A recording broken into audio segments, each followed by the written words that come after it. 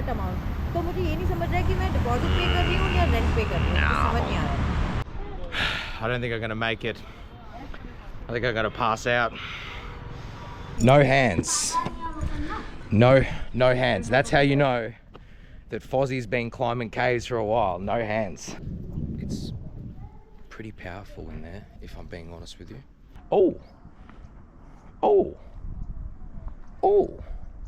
And hallelujah. Hallelujah indeed. I whispered in the Nandi's ear and I said, please show me something amazing.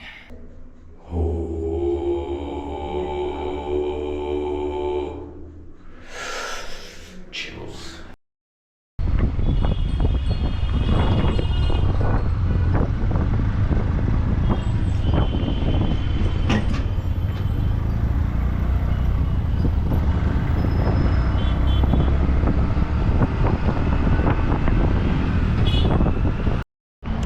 Stopping at a little chaiwala called Guru Gupta.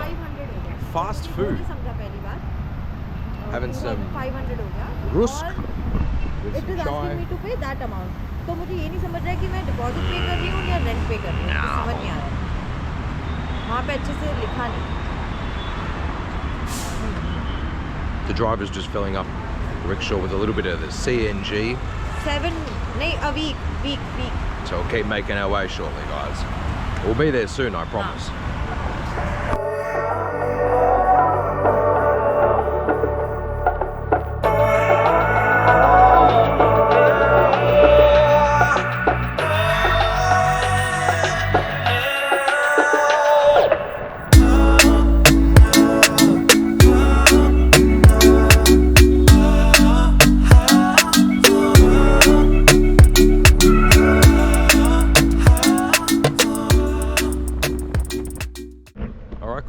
We've made it to the Ghorawadi steps. Now, as you can see in the distance, we've got an entrance that we're going to go up. Now there's quite a lot of stairs. I think there's about 300 steps that we've got to climb up, but we'll make a move on.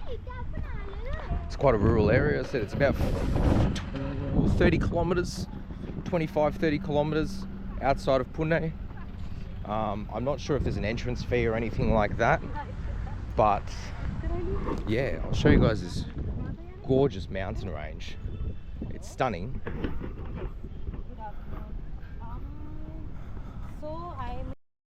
So just before I make the ascent up to the gufa, up to the temple, up to the caves, I guess I'll give you guys like a little bit of a brief history. Now, according to Google, Wikipedia, and a few sources, this place was constructed in the 4th century, between the 3rd and 4th century. Now, there's some Buddhist iconography, there's some Brahmi script, there's a temple with a Shiva lingam that apparently is made out of the same rock as the yoni and subsequently the surrounding cave system that the temple exists, or the lingam and the yoni exist within, to sort of give the determination that the lingam there is as old as the caves are from whenever they were constructed. Now, obviously, I'm going to be a bit of a critic in this particular field of thought when it comes to the nature of the construction as opposed to the nature of the occupancy of these cave systems. So we're going to head up in a sec. As you can see, this is the entrance. We've got the Nandi staircase. I don't know how many steps it is. It'll be fun. My legs will get sore, but that's all part of the adventure. I don't think I'm going to make it. I think I'm going to pass out. But what a view.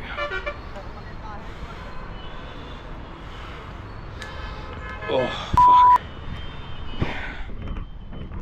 It's quite an arrangement of stairs, if I'm being honest. This is actually more difficult than the Kala Caves. So we're at the end of the staircase, and Manu's like, look at this, look at this. Look at this Gora guy. Look, the staircase has ended, and now we're going off-road, onto off-road terrain. So, let's do it. Oh, she blitzed ahead of me. She's quick as. Oh, that's interesting.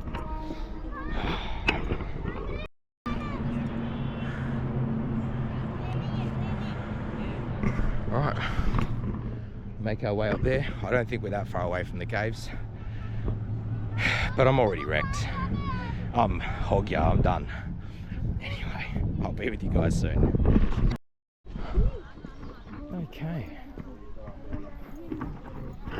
We've made it. Well, we've kind of made it. We've still got a little bit of climbing to do, but we're essentially on the site. There's a valley on this side that looks down over into a particular direction. I'm not sure which direction that is, but I might put it in the video. I'm not really too sure. I'm super wrecked right now, guys, so I'm just going to take my time making the rest of the way up. But I'll show you. Oh, there's some over there. Go from there, maybe. I'm not sure the positioning of where the caves begin and where the caves end, but it looks like down there is the ending. It's made like that, so Yeah. I think we're supposed to. Yeah, so we'll make our way down there and check these sites out. All right, let's make our way up to the first gufa on this rocky incrop. Yeah, but it doesn't mean I can't go up. I'm going. Now, While holding it, no hands, no hands, no hands, no hands, no hands. That's how you know that Fozzie's been climbing caves for a while. No hands. Whoa. I might have to chuck my other glasses on so I can see what's inside. So I guess this would be seen as a vihara. Not much to see. Stunning view nonetheless. yeah.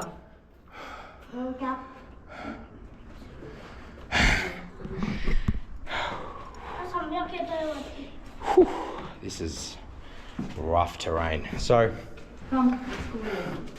all the standard hall markings, groove cut marks, all the way down. This is all basalt. Inside there's a hole already down. You're probably not going to see that, but I'll show you a photo. Oh, you might be able to see it actually. There's a bore drill hole there. Now it could have been from the ASI, but it looks like it's part of the original rock. So you got these. You got these like indentation marks. Not really sure what they're for. A wasp hive that's now empty. Now they would see this as a vihara, essentially, right? The living quarters of the Buddhist monks that would come here. Or so the ASI and the British told you so. Man. This is, what a beautiful sight, but I am absolutely wrecked. So like all the caves, and I've shown you guys on all my previous videos,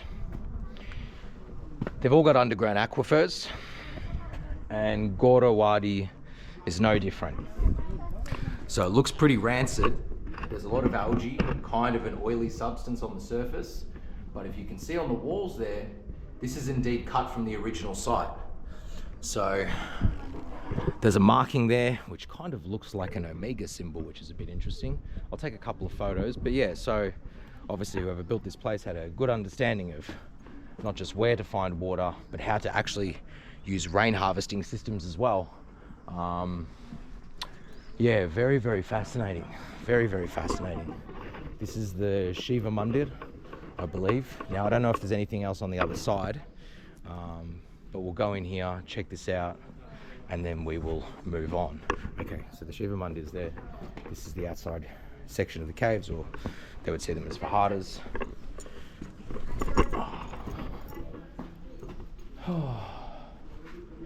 Same construction design, kind of resembles Baja on this spot in a way.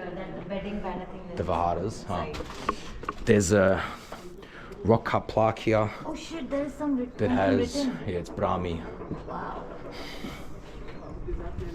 So I'll put, now the description is on Wikipedia. I'll put it down here for you guys, what it essentially means. It might be here, it might be here, it might be here on this bloody ugly face of mine. But yeah, secondary rock cutting for rain harvesting collection system, mineral deposits, looks like calcite. Right, so this is definitely a vihara. Yeah, the sleeping arrangements, or what is seen as the sleeping arrangements. Cool. Very, very cool. All right, very basic. Nothing too crazy, nothing too complex. All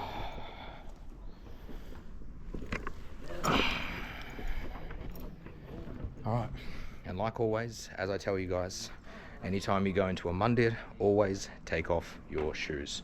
So give me a sec, guys, and I'll head inside and show you guys what it's all about.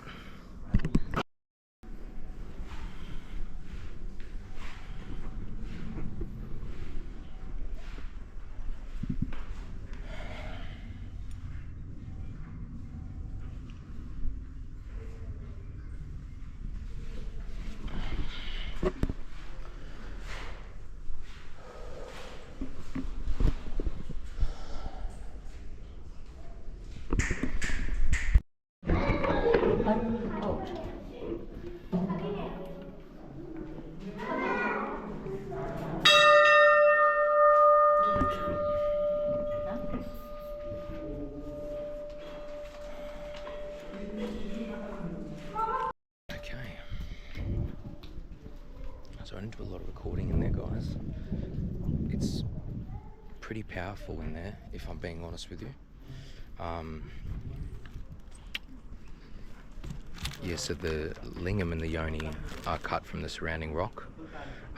There has been some additional work that has been done, almost like a collective wall for pani, or an overflow of pani, essentially. But yeah, it's all basalt rock cut on the inside. And you guys just saw, I didn't take a huge amount of footage, but there is actually evidence of this black shiny substance that I've seen at Baja Caves, at Kala Caves, at Aurangabad Caves, at Pandav. Pretty much all the caves that I've been to show this black oozy substance, and it's not soot. I suspect it was something that was used for possibly softening maybe the surrounding rock. If you look at my Kala Caves footage, I show a massive bowl cut in the ceiling of this excavation that's all covered in that black substance, essentially. And obviously it was used as some sort of layering for chiseling away or excavating that surrounding rock. But this is the main Shiva complex. There's some more caves down here that we'll check out in a sec. But yeah, it's very serene up here. The climb was a bit of a challenge, but The descent won't be. it's very beautiful. Yeah, Manul just said the descent won't be, and she's definitely right. The descent will be a lot easier than the ascent. But the ascent can be as treacherous as the descent can be as treacherous as the ascent, so you still have to be careful nonetheless. Anyway, give me a sec, guys, and I'll show you the rest of these cave systems. Bye. Okay, so we're at another aquifer. Some people would see it as a rain harvesting system. I myself have just observed this, and as you can see, the pani that's below has an entire ecosystem in it. There's a lot of moss on the floor, a lot of algae, but the entrance to this basin of water, what you would see as an aquifer, has been intentionally carved out, and then if you look at the rim, it's essentially broken away. So if you understand the nature of finding water, right, the understanding of how to find aquifers, you'll come to the determination pretty quickly that this wasn't designed to be a rain harvesting system. This is already a body of water that already existed in this pocket on the side of the mountain. Now, I'm not saying that rain does not collect in here, but if you understand the nature of the rock cut architecture, this indeed is actually an underground aquifer. So there's an immediate piece of evidence to suggest that whoever built these caves, and bear in mind they are made out of basalt, but whoever built these caves had a very, very good understanding of how to find bodies of water in the sides of hills, because the precision of that specific spot is very, very interesting. Thumbs up for this spot, man. Exceptional view, exceptional valley, basalt all the way along. I wouldn't be surprised if there's more caves along here that haven't been discovered yet, or haven't been rediscovered, so to speak, because it's a pretty treacherous environment. Oh wow, dude, this reminds me of bloody Baja Caves and Aurangabad. More basalt rock cut. A cute little pussy cat who's sleeping that I'm not going to disturb because it could claw me and I don't want to get clawed. Let's see what's in here. Just a simple room. As I said previously, the ASI, the British, would have mandated that as a Vihara. Dude, look at this terrain. You gotta walk all along this terrain. And it's treacherous terrain.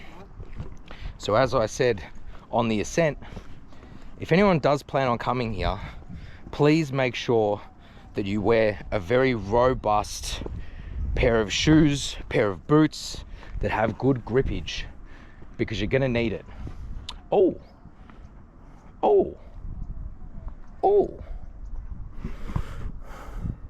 Etchings in the basalt, incredibly weathered. Etchings in the basalt over there, incredibly weathered. Etchings in the basalt over there, incredibly weathered. Right here, I don't know if you guys can see that. Right here, I'm sure you guys can see that one. And there's a couple over there as well. I'll take some photos. Not really sure what to make of it, but maybe some hallmarkings of a spot that was going to be excavated and never got completed. Who knows? Very, very cool. All right, moving on along the treacherous path that I'm not going to fall down and die. Just so you guys know how treacherous it is, I just got down the hill. It's literally like almost a vertical drop.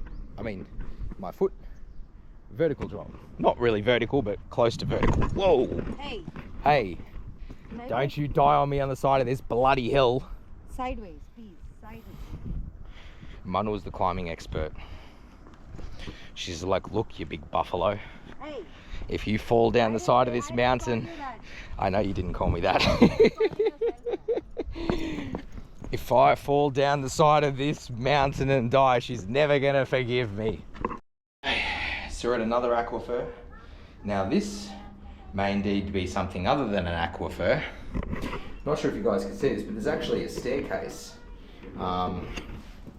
And the aquifer, or this body of water, gives off this, it's not bioluminescence, even though it looks like it's glowing in the surrounding areas. This is actually just the light reflecting off of this silt that's on top, which kind of looks a little oily. There's a couple of frogs that are at the surface, so I suspect it's their bodily fluids.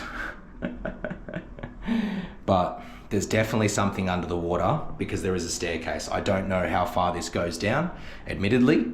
But maybe this filled up with water, because there's no way the rain is actually getting in here. This is all covered. So this was intentionally carved out for a specific purpose, with a staircase to move down into, and maybe by some accident they happen to hit a section where there's an underground aquifer in the side of the mountain that leaked through into this area. Quite possibly. No, I'm not too sure, but this is very, very cool. This bioluminescence sort of look, even though it's not bioluminescence, has a very, very nice appeal to it. It's very interesting. Fantastic. So, a fantastic steep staircase. There's been one artificial step that's been put in place. Now, it's ridiculously steep, just so you guys can see. There's mineral deposits all along here. Oh, and hallelujah. Hallelujah indeed. For Fozzie has now found a bore drill mark. And not just any bore drill mark, the same weathered age as the rest of the surrounding rock. So whenever this section was excavated, this subsequently was excavated alongside it. Very, very cool. No. You'll have to use a hand. You reckon? And lean towards the mountain. I can always give it a shot. Towards the hill. That's what I'm saying. Just keep it. Yeah, lean towards the hill. Yeah, put your weight towards the hill. Oh, easy, brah. Hey, you're lean towards the hill. I'm swaying. No joking. I know, I'm sorry. Oh, there's more boar drill marks. Oh, fantastic. Fantastic. Same thing as before, guys. Eroded boar drill marks. Same age as the rest of the surrounding rock.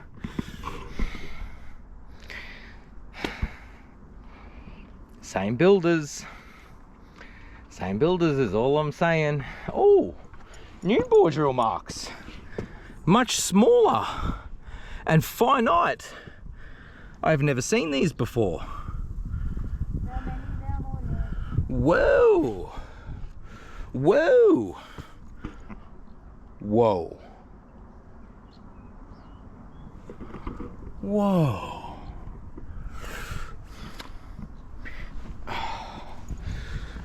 Very cool.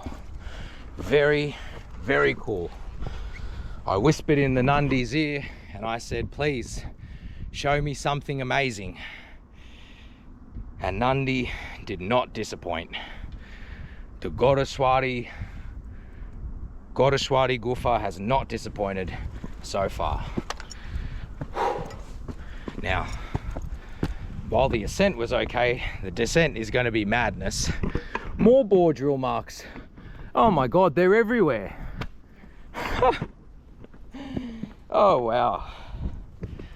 High technology. High technology indeed. Boar drill, boar drill, boar drill, boar drill. Oh, what a pleasant day. What a beautiful day indeed. Okay, give me a sec, guys. I'm going to take some photos and show you more of the Ghoradeshwar Gufa. Stay tuned. Okay, so I think this is the top of the hill, the cave that we're in. The Gufa that we're in is also a mandir. Now, what's interesting is there's two blendings of spiritual ethos here. Now, if you can see behind me, you have these Buddhist hallmarkings, you have these triband markings. These pillars that litter this Gufa look much like the pillars of Asoka. You have the lions, and it's in a sequence. It goes elephant, lion, maybe it doesn't go elephant, lion. Elephant, lion, lion, elephant, lion, elephant. But what is fascinating is the Buddhist iconography of the tribanding. Now you see these that wrap around the hilt, the top section of the cylindrical structure of stupas in Baja caves and Kala caves, in pretty much all the caves that have stupas, right, that are more completed variations or close to completed variations of their final form, essentially. This is all built out of basalt. Now some of the pillars have a what's the word I'm looking for? A plastering on top of them, a paint, some sort of film that's been used as part of reverence. You'll have some Sanskrit here. Now this is obviously not part of the original site because everything's quite uniform and symmetrical, but the Sanskrit here and the Sanskrit here is not uniform and symmetrical. We'll go in here. Now this is the Shiva Lingam Mandir that's part of this site. So, we'll walk in.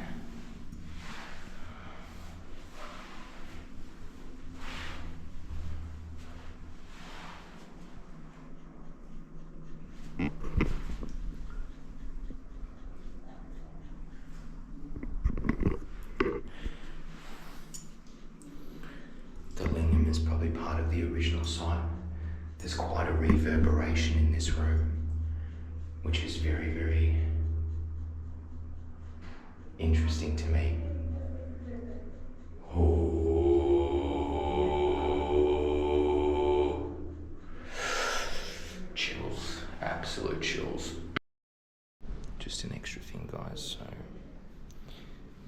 There's an understanding in Hinduism that when you set up a murti in your home, for example, is to have the murti on a north to east direction.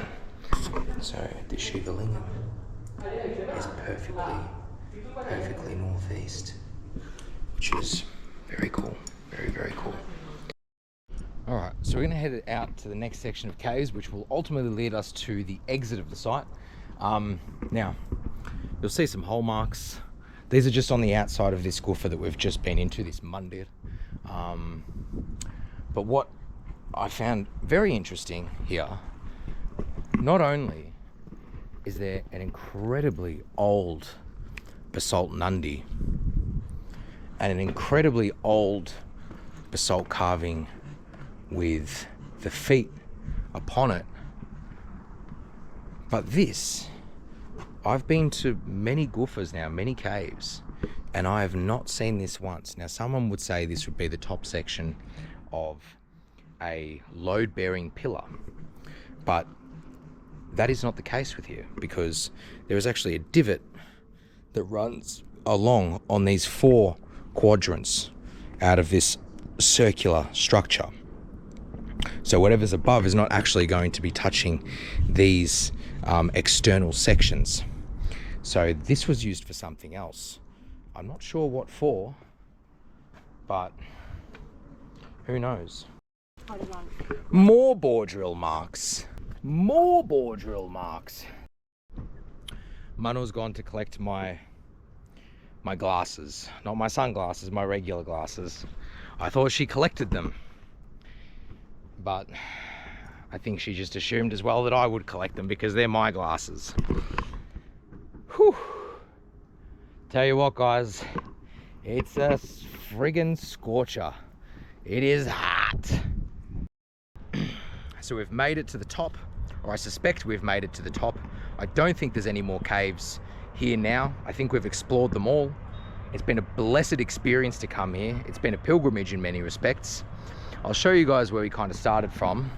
So this is the valley that surrounds this hill of the Ghoradeshwar, I apologize for the pronunciation, I'm sure I'm butchering it, but this is the hill, or this is the valley that surrounds this mountainous region, or this giant mountain.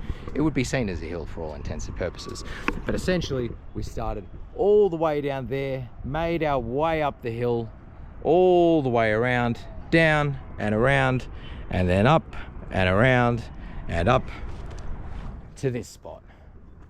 And this spot is very beautiful. I'm not sure what this is actually meant to be. I assume this is a storage facility, but there's nobody here. That housing complex on the other side is where a sadhu lives, and we saw him when we were walking, but I don't know, I'm not going back down there, man. This is Hogya, this is the end. Hogya. So we're on to the Bedsea Caves now. This will probably be its own video, I suspect. But yeah, I hope you guys have enjoyed this footage. If you have, as I've mentioned, shoot me a follow, a subscribe, a like, a share, tell your friends, tell your husbands, tell your wives, tell them this random Australian Gora is experiencing real Bharat and showing it not just for the Indian nationals, but for foreigners as well. And what a beautiful place this is. 45 kilometers, give or take, no, actually this place is about 30 kilometers, give or take, along the Pune-Mumbai highway, leaving Pune towards Mumbai. So from me to you, wherever you are in the world, good morning, good afternoon, and good evening. And Jai Shri Ram.